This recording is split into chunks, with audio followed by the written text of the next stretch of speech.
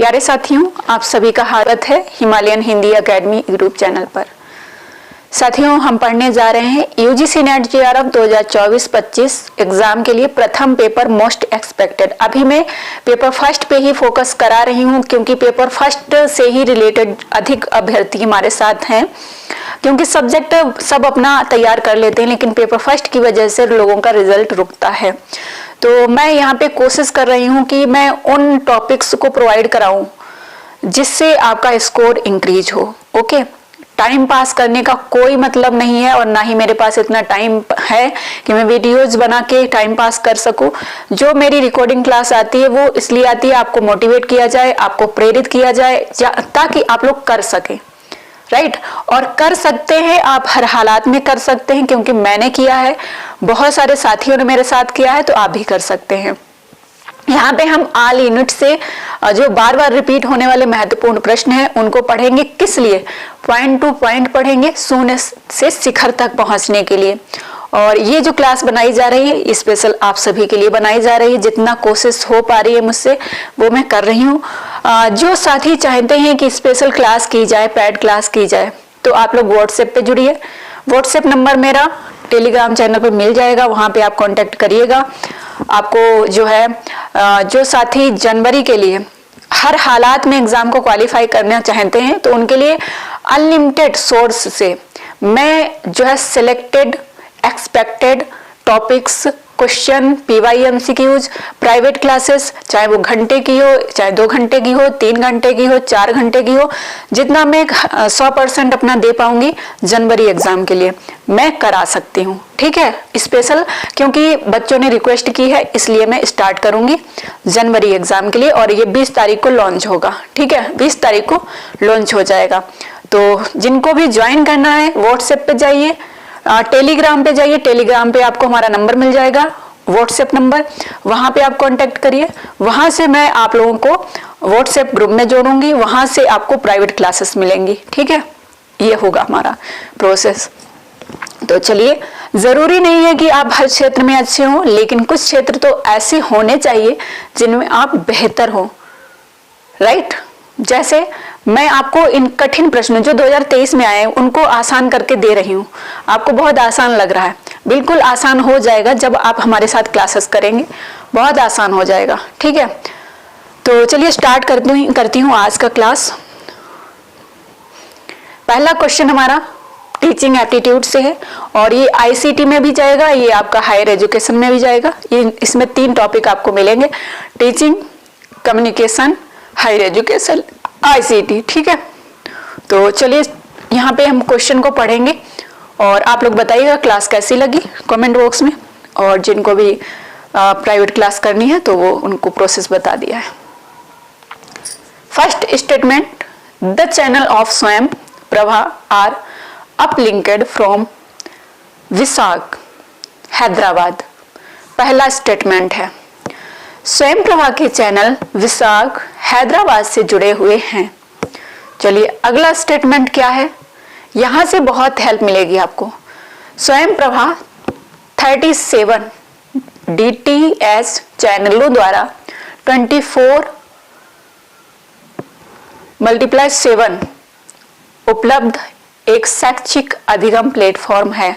मतलब 7 दिन 24 घंटे ये प्लेटफॉर्म काम करता है 37 DTH चैनलों के माध्यम से। क्या ये दोनों स्टेटमेंट सही हैं? चलिए देखते हैं कि यहाँ पे दोनों ही गलत हैं। ठीक है, ना ही आपका पहला सही है कि स्वयं प्रभा के चैनल विशाख हैदराबाद से जुड़े हुए हैं, और ये चीजें जब आप पढ़ोगे, क्लियर करोगे, तब जाके सही होंगी। एक कमेंट मिला था कि मैम आप बोल रही हैं नोट डाउन कर लीजिए, तो नोट डाउन करना बेहतर रहेगा, इससे रिवीजन होता रहेगा आपका। ठीक है, तो रिवीजन करिए। और जिसका ये प्रश्न था कि मैम PYMCQ से हो जाएगा, तो PYMCQ ऐसे नहीं होगा कि आपने पढ़ा और छोड़ दिया, ऐसे नहीं होगा, ऐसे होगा। देखिए अब हम इस एक्सप्लेन को देखेंगे और नोट डाउन करेंगे कि स्वयं प्रभा, ठीक है, स्वयं प्रभा जो है इसका फुल फॉर्म क्या है, एक्सप्लेन क्या होगा, वो नोट डाउन करना होगा। 35 उन्होंने कहा है, 34 DTH, 37 उन्होंने बताया है। तो स्वयं प्रभा में 34 DTH चैनल्स का एक समूह जो GSAT-15 उपग्रह का उपयोग करके 24 घंटे 7 दिन आधार पर उच्च गुणवत्ता वाले शैक्षिक कार्यक्रमों के प्रसारण के लिए समर्पित है। स्वयं प्रभा की चैनल विशाख गांधीनगर से जुड़ा है, ना कि हैदराबाद से।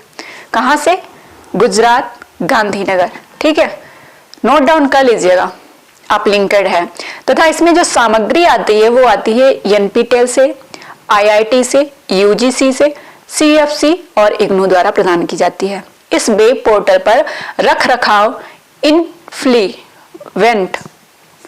इन्फ्लिनेट द्वारा किया जाता है। ठीक है, इसको भी इसका पूछा जा सकता है कि इसका रख रखाव, तो ये नोट डाउन करिए। सामग्री कहाँ से आती है? NPTEL, IIT, UGC, CFC, IGNOU द्वारा। और इसका जो चैनल है विशाख, वो गांधीनगर से जुड़ा हुआ है और ये 24 घंटे 7 दिन काम करता है। और ये जो उपग्रह इसमें काम करता है वो है GSAT-15 और चैनल कितने हैं? 34। तो ये सारी चीजें जब आप क्लियर करोगे, ये PYMCQ सॉल्व करने का तरीका है, तब आपका एग्जाम जो है पेपर फर्स्ट जो है अच्छा होगा। तो हम जो एक्सप्लेन करेंगे प्राइवेट क्लासेस में, जो स्पेशल क्लासेस में, वो इससे भी अधिक होगा। ठीक है, चलिए अगले क्वेश्चन की तरफ बढ़ते हैं। ये क्वेश्चन आपका है टीचिंग से। ए learner learns to bake a cake in school. She applies the knowledge to bake the cake at home. It is a type of learning. ये किस प्रकार की लर्निंग होगी, किस प्रकार का सीखना होगा? एक अधिगमकर्ता विद्यालय में केक बनाना सिखाता है। वह घर पर केक बनाने के ज्ञान का अनुप्रयोग करता है। यह किस प्रकार के अधिगम का प्रकार है? अधिगम मतलब होता है सीखना। तो चलिए यहाँ पे आप देखेंगे, ये ऑप्शन क्षैतिज अंतरण होगा, क्षैतिज हॉरिजेंटल ट्रांसफर। ठीक है, हॉरिजेंटल ट्रांसफर होगा। अब यहाँ पे आप देखेंगे, जब कोई एक सीखा हुआ कौशल कार्य दूसरे सीखने में कौशल या काम को प्रभावित करता है तो उसे अधिगम स्थानांतरण कहते हैं। धनात्मक स्थानांतरण, ऋणात्मक स्थानांतरण, शून्य स्थानांतरण एवं क्षैतिज स्थानांतरण। अधिगम स्थानांतरण के विविध प्रकार हैं। एक अधिगमकर्ता विद्यालय में केक बनाना सिखाता है। वह घर पर केक बनाने में ज्ञान का अनुप्रयोग करता है, मतलब वहां सिखा रहा है तो पूरा ज्ञान दे रहा है, लेकिन घर में जब बना रहा है तो वो ऐसे ही मतलब बना रहा है। ठीक है, तो यह क्षैतिज अधिगम अंतरण का उदाहरण है, जब किसी स्तर में अर्जित ज्ञान, अनुभव अथवा प्रशिक्षण का उपयोग व्यक्ति द्वारा उसी प्रकार की लगभग समान स्थिति में किया जाता है तो वह सीखने अधिगम का क्षैतिज स्थानांतरण कहा जाता है। ठीक है, तो ये पूरा है, उसी प्रकार की लगभग समान स्थिति में किया जाता है तो वह सीखने का या अधिगम का क्षैतिज हॉरिजेंटल ट्रांसफर कहा जाता है। ठीक है, चलिए आगे बढ़ते हैं। अगला क्वेश्चन टीचिंग से है question. A teacher can enjoy teaching a profession when he see. कोई शिक्षक एक वृत्ति के रूप में शिक्षण का आनंद ले सकता है जब वह सीक्स रिस्पेक्ट फ्रॉम स्टूडेंट, विद्यार्थियों से सम्मान प्राप्त करना चाहता है, कक्षा में कठोर अनुशासन सुनिश्चित करता है, अपने सहकर्मियों से बेहतर योग्यता रखता है, या फिर प्राचार्य या कुलपति का करीबी होता है।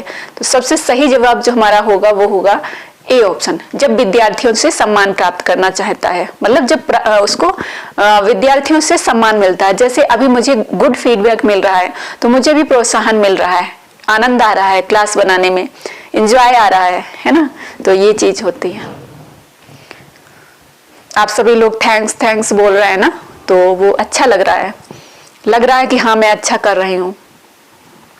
सैकड़ों अभ्यर्थियों ने अभी तक थैंक्स बोला है कि हाँ मैम बहुत अच्छी क्लास है और समझ में आ रहा है, इससे हमें प्रेरणा मिल रही है। तो ये मेरे लिए बहुत ही श्रेष्ठ है कि A2 क्लासेस पर काम करने के बाद, 1 साल छोड़ने के बाद जब मैं फिर काम करने आई हूँ तो आप सभी से उतना ही स्नेह और उससे भी ज्यादा स्नेह मिला है। ठीक है, जब प्रेम मिलता है ना तो फिर मन काम करने के लिए उत्साहित रहता है। जैसे एडू क्लासेस पर इतना आप लोगों ने सपोर्ट किया था, इतना स्नेह दिया था, तो फिर वो कि आज से 4 साल पहले जब मेरे पास कोई एक्सपीरियंस नहीं था, तब आप लोगों ने इतना सपोर्ट किया, इतना स्नेह दिया मुझे, और आप लोगों को भी सफलता मिली, तो आज क्यों नहीं मिलेगी, राइट। तो एक शिक्षक वह व्यक्ति होता है जो शिक्षण के अभ्यास के माध्यम से छात्रों को ज्ञान, योग्यता या गुण प्राप्त करने में मदद करता है। एक प्रक्रिया के रूप में शिक्षण छात्रों के लिए अधिगम की सुविधा प्रदान करता है। किसी भी समाज के निर्माण में शिक्षक की भूमिका सबसे महत्वपूर्ण होती है। कोई भी शिक्षक एक वृत्ति, प्रोफेशन के रूप में शिक्षण का आनंद ले सकता है जब वह विद्यार्थियों से सम्मान प्राप्त करता है। ठीक है, करना चाहता नहीं है, जब मिलता है तो उसे खुद जो है बहुत ही प्रसन्नता होती है, आनंद होता है। अगला प्रश्न है हमारा, सेट्स ऑफ प्रिंसिपल्स दैट, क्या लिखा है यार, ओके, सेट्स ऑफ, अगला प्रश्न हमारा है, अगला प्रश्न हमारा है sets of principles that describe and predict event are known us. मैंने आप सभी को बताया कि मेरी भी हेल्थ ठीक नहीं है, लेकिन मैं अभी जो क्योंकि काम स्टार्ट कर चुकी हूँ तो फिर अब रुकना नहीं है। ठीक है, तो हेल्थ का भी ध्यान रखूंगी, बट अब रुकना नहीं है, सफलता के लिए हर हालात में काम करना है। घटनाओं का वर्णन और उनका पूर्वानुमान करने वाले सिद्धांतों के समुच्चयों को किस रूप में जाना जाता है? तो सिद्धांत है तो सिद्धांत पर ही थ्योरीज होगा, यहाँ पे D option, right, D option is right. घटनाओं का वर्णन सिद्धांतों पर होता है। घटनाओं का वर्णन और उनका पूर्वानुमान करने वाले सिद्धांतों के समुच्चय को सिद्धांत के रूप में जाना जाता है। सिद्धांत एक प्राकृतिक या सामाजिक व्यवहार, घटना या घटना की व्याख्या जो सामूहिक रूप से कुछ मान्यताओं और सीमाओं के भीतर घटना की एक तार्किक, व्यवस्थित और सुसंगत व्याख्या प्रस्तुत करता है। ठीक है, कोई कॉल कर रहा है, पता नहीं कौन कर रहा है, न्यू नंबर है, देखती हूँ बाद में। चलिए, क्योंकि मैं बहुत ज्यादा, देखिए अगर बातचीत करूंगी आप लोगों से, अगर जो भी बात करना चाहते हैं तो। अगला प्रश्न हमारा है यहाँ पे, निष्कर्षों की व्याख्या किसमें प्रतिभागियों और शोधकर्ता दोनों का सहयोगात्मक क्रियाकलाप है? जहाँ पे जो है प्रतिभागी, ठीक है, रिसर्चर आते हैं, तो रिसर्च दोनों सहयोगात्मक क्रियाकलाप करते हैं, प्रैक्टिकल, ठीक है, पार्टिसिपेंट करते हैं। ठीक है, तो ये आपका आएगा अप्लाइड रिसर्च में, बी ऑप्शन होना चाहिए, अनुप्रयुक्त शोध। ठीक है, जहाँ पे प्रतिभागी और शोधकर्ता दोनों का सहयोगात्मक क्रियाकलाप होता है, तो यहाँ पे V option is right answer हो जाएगा। चलिए, एक्सप्लेन इसका नहीं करना है उतना। अगला क्वेश्चन हमारा जो है, मैंने बता दिया है कि भाई बहुत ज्यादा एक्सप्लेन चाहिए तो फिर आपको क्लास में जुड़ना पड़ेगा, प्राइवेट क्लास करेंगे, वहां पे सारा कुछ क्लियर करेंगे। ठीक है, the ethnographic research is mostly conducted in, निम्नलिखित में से किसमें अधिकांशतया नृ जाति वर्णन संबंधी शोध को आयोजित किया जाता है? तो यहाँ पे जो आपका होगा नेचुरल जो इन्वायरमेंट होता है उसमें आपका नृ जाति वर्णन जाता है। ठीक है, स्वाभाविक वातावरण। ठीक है, तो ये वी ऑप्शन होना चाहिए। देखते हैं यहाँ पे सही जवाब हमारा क्या होगा। तो ये देखिए अब बी ऑप्शन, स्वाभाविक वातावरण में अधिकांशतया नृ जाति वर्णन संबंधी शोध को आयोजित किया जाता है। नृ जाति विज्ञान अक्सर सामाजिक और व्यवहार विज्ञान में उपयोग किए जाने वाले डेटा अवलोकन और डेटा एकत्र करने के लिए एक गुणात्मक विधि है। डेटा अवलोकन और साक्षात्कार के माध्यम से एकत्र किए जाते हैं, जिनका उपयोग समाज और व्यक्तियों में कार्य करने में तरीके के बारे में निष्कर्ष निकालने के लिए किया जाता है। ओके, चलिए अगले क्वेश्चन की तरफ बढ़ते हैं। Which of the following are the characterised of ratio level data, अनुपात स्तर के दत्त की निम्नलिखित में से कौन सी विशेषताएं हैं? तो यहाँ पे आपका जो सही जवाब होगा वो क्या होगा, चलिए देखते हैं, सी ऑप्शन, CDE। ठीक है, अनुपात स्तर के दत्त की निम्नलिखित में से कौन सी विशेषताएं हैं? CDE, समान, अंतरल, बढ़ता या घटता क्रम, निरपेक्ष, शून्य, बिंदु। ठीक है, ये आप नोट डाउन कर सकते हैं। इसको आप स्क्रीनशॉट ले सकते हैं इसका और पढ़ सकते हैं। अनुपात जो होता है ये वास्तविक शून्य होता है। अनुपात ये जो आपकी क्रमिक है, नापिक है और अनुपात और अंतराल वाला जो आता है प्रश्न, उसमें पूछा जाता है जिसमें शून्य, वास्तविक शून्य किसमें होता है, तो आपका अनुपात में होता है। ठीक है, अनुपात में होता है। अगला हमारा प्रश्न यहाँ पे जो है, the first media age was related to, प्रथम मीडिया युग निम्नलिखित में से किससे संबंधित था। तो ये ब्रॉडकास्ट जो होते हैं, ब्रॉडकास्ट मीडिया, प्रसारण मीडिया, तो इससे संबंधित है। प्रथम मीडिया युग निम्नलिखित में से किससे संबंधित, डायरेक्ट प्रश्न पूछा जा सकता है, ऐसे प्रश्न डायरेक्ट पूछे जा सकते हैं। और इसमें रेडियो, समाचार पत्र, टेलीविजन, पत्रिका और प्रेस प्रसारण मीडिया के सबसेट उदाहरण हैं। अगला प्रश्न हमारा जो है, modern communication technology like the internet has resulted in, internet जैसी आधुनिक संचार प्रौद्योगिकी के परिणाम स्वरूप निम्नलिखित में से किसका निर्माण हुआ है। किसका निर्माण हुआ है, तो यहाँ पे आपका सामुदायिक मीडिया संस्कृति है या राष्ट्रीय मीडिया संस्कृति है या व्यक्ति प्रधान मीडिया संस्कृति है या फिर रूरल मीडिया संस्कृति है। तो मॉडर्न कम्युनिकेशन टेक्नोलॉजी, तो इसमें आपका जो है सी ऑप्शन होना चाहिए राइट आंसर, व्यक्ति प्रधान हो गया है ना। चलिए आगे बढ़ते हैं। अगला प्रश्न यहाँ पे, जनसंचार का लॉसवेलियन मॉडल निम्नलिखित में से किस मीडिया का आधार है, तो ये आपका इफेक्ट थ्योरी हो जाएगा, वी ऑप्शन। ठीक है, जनसंचार का Lasswellian model, effects theory, V option is right answer हो जाएगा।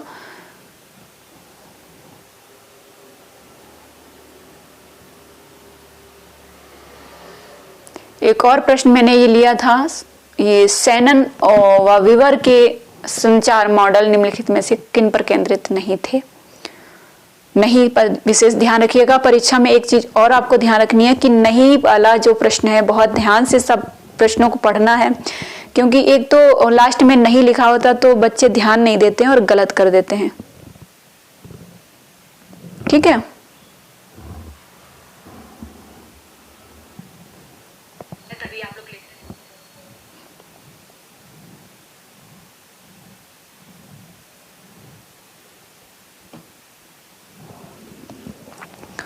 तो यहाँ पे हमारा सही जवाब जो होगा BCD। ये जो BCD, संदेशों की अंतःवस्तु और संदेशों के अर्थ, संदेशों के पीछे की मंशा। कुछ प्रश्न आपको रटने होंगे, कुछ आपको समझने होंगे, कुछ पर चर्चा भी करनी होगी। तो जो हमारी क्लासेस रहेंगी उसमें तीनों ही स्तर जो टीचिंग के लेवल हैं, टीचिंग के लेवल आपने पढ़े होंगे। कौन कौन से हैं लिखिएगा, मैं बताती हूँ। एक तो आपका स्मृति स्तर आता है, ठीक है, दूसरा अवबोध स्तर आता है, तीसरा विमर्शी स्तर आता है। प्रश्न बनता है इससे। जो आपका चिंतन स्तर होता है, मेमोरी लेवल, जिसको सबसे निम्न लेवल कहा जाता है, जिसमें रटने पर फोकस किया जाता है। जो आपका अवबोध स्तर होता है उसमें समझने की बात कही गई होती है, और जो विमर्श होता है उसमें जो आपने रटा है, जो आपने समझा है, उस पर विमर्श किया जाता है, चर्चा की जाती है। ठीक है, तो इन तीनों ही स्तरों को आप जब जो है अप्लाई करेंगे तब जाके आपका परीक्षा का जो प्रिपरेशन है वो अच्छा होगा। ओके,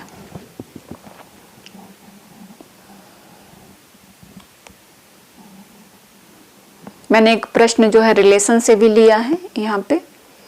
इसको आप डायरेक्ट समझिएगा कि एक व्यक्ति P, ठीक है, एक दूसरे व्यक्ति Q का यह कहते हुए परिचय कराता है, वह मेरे पिता के पिता की पौत्री का पति है।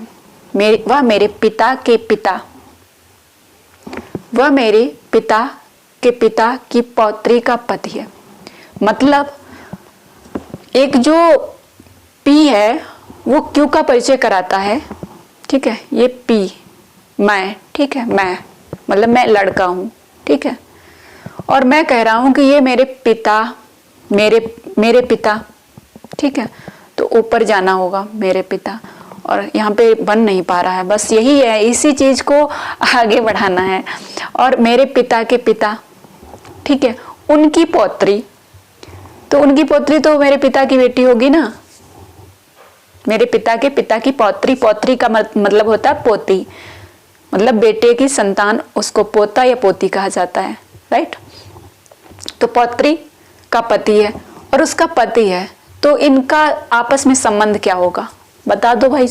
ऑप्शन है cousin, brother in law, son, uncle. कल भी मैंने ये क्वेश्चन पूछा था, ऐसा ही एक क्वेश्चन था। जब आप लोग आंसर नहीं बताओगे तो फिर कैसे एग्जाम के लिए प्रिपरेशन कर रहे हो आप लोग।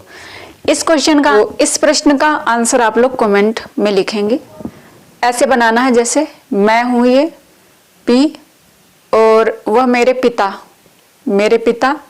ये, और मेरे पिता के पिता तो ये, और मेरे पिता के पिता की पौत्री तो वो मेरे पिता की पुत्री होगी, तो वो मेरी बहन होगी।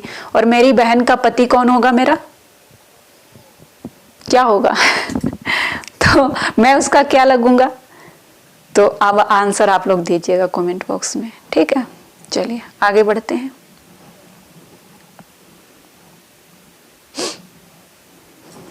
ये वाले क्वेश्चन मोस्ट इंपॉर्टेंट, यहां से आपको 6 अंक मिलने वाले हैं, ठीक है, 6 अंक मिलने वाले हैं। निम्नलिखित में से कौन से कथन इस प्रकार से संबंधित हैं कि वह दोनों सत्य नहीं हो सकते पर दोनों असत्य हो सकते हैं। दोनों एक साथ सत्य नहीं हो सकते, दोनों एक साथ असत्य हो सकते हैं। कैसे कि यहाँ पे कहा गया है, पहला आप पढ़िएगा कि सभी जीव विज्ञानी उत्कृष्ट शिक्षक होते हैं, ठीक है, सभी जीव विज्ञानी उत्कृष्ट शिक्षक होते हैं। बी ऑप्शन है कुछ जीव विज्ञानी उत्कृष्ट शिक्षक होते हैं। सी ऑप्शन है कोई भी जीव विज्ञानी उत्कृष्ट शिक्षक नहीं होता है। डी ऑप्शन है कुछ जीव विज्ञानी उत्कृष्ट शिक्षक नहीं होते हैं। साथियों, जब सभी और कोई नहीं, मतलब आप बोल दो कि आपके घर में काम कोई है, प्रोग्राम है, और आप बोल दो कोई रिश्तेदार नहीं आएगा हमारे घर, ठीक है, तो ऐसा नहीं हो सकता। आपके घर में प्रोग्राम है तो कोई ना कोई तो आएगा, ऐसा नहीं है कि कोई नहीं आएगा। और यदि आप ये बोल दो कि हमारे घर में शादी और सभी रिश्तेदार आ जाएंगे, तो ये भी असंभव है, ठीक है, कि सभी आ जाएं या कोई ना आए, कुछ लोग आएंगे, राइट। तो क्या असत्य क्या हो जाएगा, सभी और कोई नहीं। हमेशा इस चीज को याद रखिएगा कि दोनों सत्य, अगर कहा जाए दोनों सत्य हो सकते हैं, असत्य नहीं, तो कुछ कुछ, ठीक है, ये वाला याद रखिएगा। और इनका व्याघाती वाला एक तो कॉन्ट्रेरी याद रखना है, कॉन्ट्रेरी ये हो जाएंगे सभी और कोई नहीं, ठीक है। कॉन्ट्राडिक्टरी का आ जाए तो सभी और कुछ जीव विज्ञानी उत्कृष्ट शिक्षक नहीं होते हैं, ये वाला कॉन्ट्राडिक्टरी का आएगा, ठीक है। ये आगे क्लासेस जो है मैं बनाऊंगी तो उसमें समझाती रहूंगी। तो ये समझ में आ गया, ये आपका ए और सी जिस ऑप्शन में है वही सही है। ऐसे प्रश्नों को तो जब आप अभ्यास करेंगे तो आंख बंद करके आंसर दे सकते हैं, मतलब पढ़ना तो पड़ेगा, आंख बंद करके कौन पढ़ता है ना।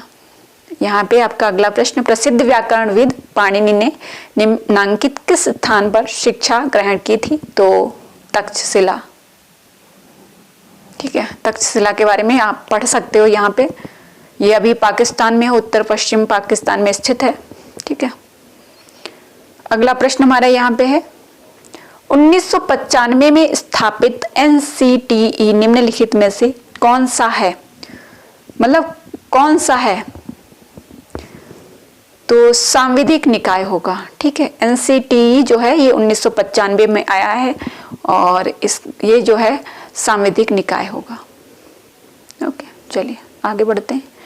अगला प्रश्न यहाँ पे आप इसको देख सकते हो, ये जो NCTE जो है इसका मुख्यालय नई दिल्ली में स्थित है तथा भोपाल और भुवनेश्वर, बेंगलुरु तथा जयपुर में इसकी क्षेत्रीय समितियां हैं। एग्जाम में पूछा जा सकता है, इसलिए मोस्ट इम्पोर्टेंट है, ठीक है। पूछा जा सकता है कि NCTE का मुख्यालय कहाँ है, तो दिल्ली में है। UGC का भी मुख्यालय दिल्ली में है और इसकी जो क्षेत्रीय समितियां हैं वो भोपाल, भुवनेश्वर, बेंगलुरु, जयपुर में है। तो पूछा जा सकता है कि कहाँ नहीं है, तो इनको नोट डाउन कर लीजिए, इनमें से जो ऑप्शन में ना हो उसको टिक कर दीजिएगा, ठीक है। तो आज मैं काफी लंबी क्लास नहीं बनाऊंगी, इस क्लास को मैं यहीं पर एंड करूँगी, क्योंकि आज थोड़ा सा, बाकी अगर आप लोग चाहते हैं तो फिर जुड़ सकते हैं हमारे साथ।